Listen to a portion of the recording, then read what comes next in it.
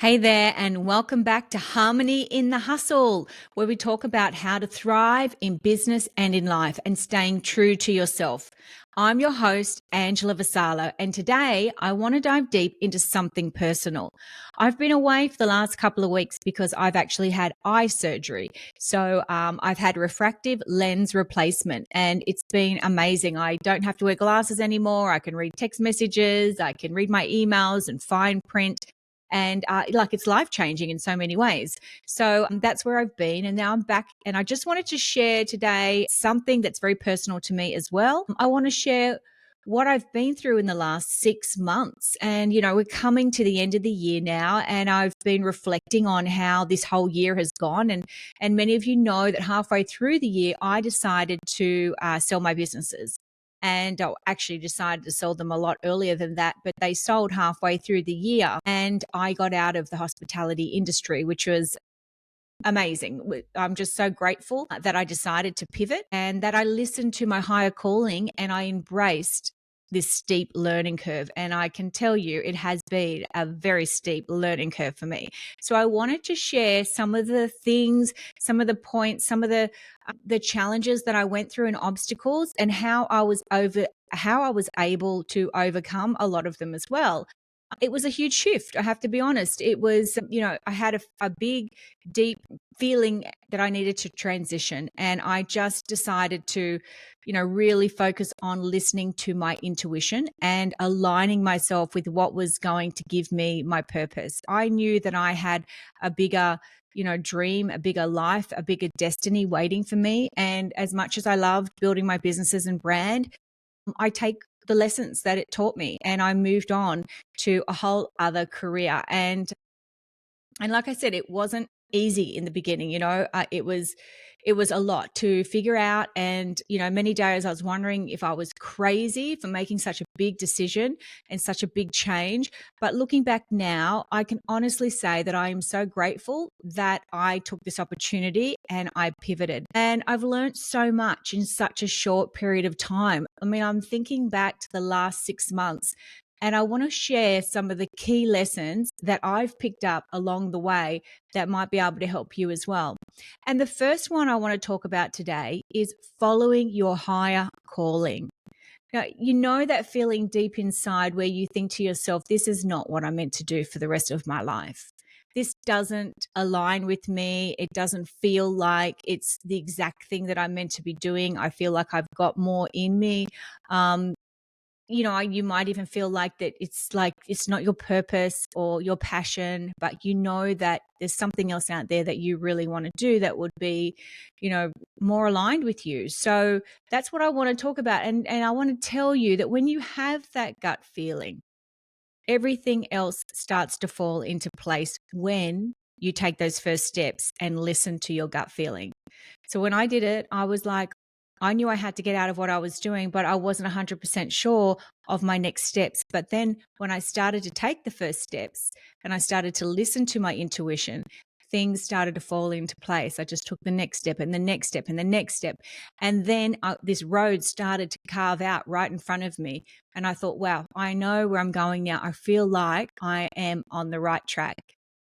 Now, here's the thing I want you to really know is that you don't have to have everything figured out before you start. I've spoken a lot about this before, and people think that they have to have this perfect plan, or the ducks need to be in a row, or they have to be highly skilled or highly trained in a certain area before they can jump out of what they know into something different where they don't feel that they know everything. And I just want to let you know that you don't have to feel like that. You don't have to have all the answers before you get started. You just need to start, and a lot of it will unfold before you. So here's the secret. You can figure it out as you go. You can become resourceful. They just did a Harvard study and they found out that 74% of top senior business owners said that they would take over a resourceful person. They would hire a resourceful person far faster than what they would anyone else. They believe that being resourceful is the key trait to being successful. And that is because we have so much information at our fingertips now. You can figure things out as you go. You don't have to have all the training. You can literally learn anything on YouTube these days. You can figure this out. And that's that's the lesson I'd love to be able to share with you as the first one, is that you don't have to know it all. You can learn as you go. You can become a very resourceful person. The next thing is expect to fail. It's all part of the process. If I had $1 for every time I made a mistake or said something very stupid or something that made no sense as I was building this business, as I was starting my new career, I tell you, I would be on a beach somewhere drinking cocktails, totally retired, financially free, because I made so many silly things along the way. But you know what? I don't believe that you lose or fail. What I believe you do is you learn. I believe in learning. I don't believe in losing. I believe in learning. What did I learn from that mistake? What did I learn from playing the fool? What did I learn where I stuffed up or didn't said something that didn't make any sense? What did I learn from that? I've put myself in situations where I've not had conviction in what I was saying and what I was talking about, and I think, I don't know what I just felt completely outside of myself and not comfortable in that situation. And I challenge you to do more of that. Like, put yourself in these situations where you're not feeling the most comfortable and then learn from that. They're not mistakes or they're not losses. All of this is learning as you go. And over the past 6 months, what I've done is run my first event. I've taken on coaching clients. I've pitched myself to keynote presentations on big stages. I've spoken about the power of resourcefulness and being resilient. And I've done it all with a sense of purpose and excitement. And let me tell you, I've never felt more aligned with what I am doing in my life. And, it's if you have, I really encourage you today, if you're considering a change or if you're not sure what to do next, just start, do something and don't hold yourself back. Don't wait another year. It's your life is waiting for you out there. And if you want to have a life that's on purpose, that's more aligned, that brings you more joy, you just need to start. Have the courage to go out there and start that. Look, it will be hard sometimes. You won't have all the answers. You'll feel silly. You'll play the fool, all of those things. But you can do hard things. So don't wait anymore.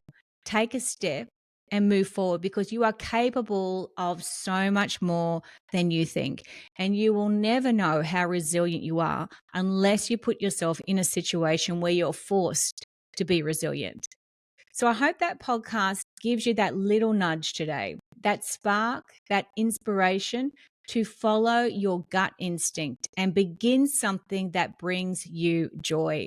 Now, trust me, if I can do it, I know that you can do it too. So my challenge to you today is, what is that one thing you've been wanting to do and fear has been holding you back?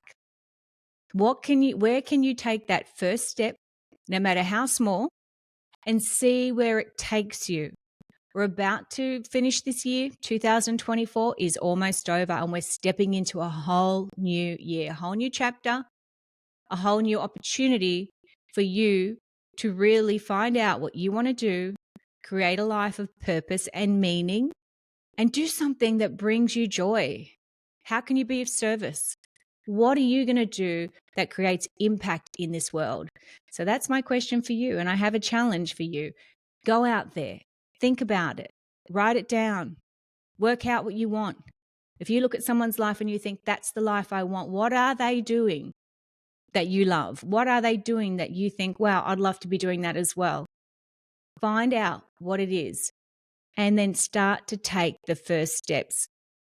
I'm so excited for the year that's ahead for you, and I can't wait to see you thrive in your next chapter as well. Don't forget to hit subscribe, and if you've loved this episode, please share it with somebody who needs to hear it as well. I look forward to seeing you in the next chapter of Harmony in the Hustle. Bye for now.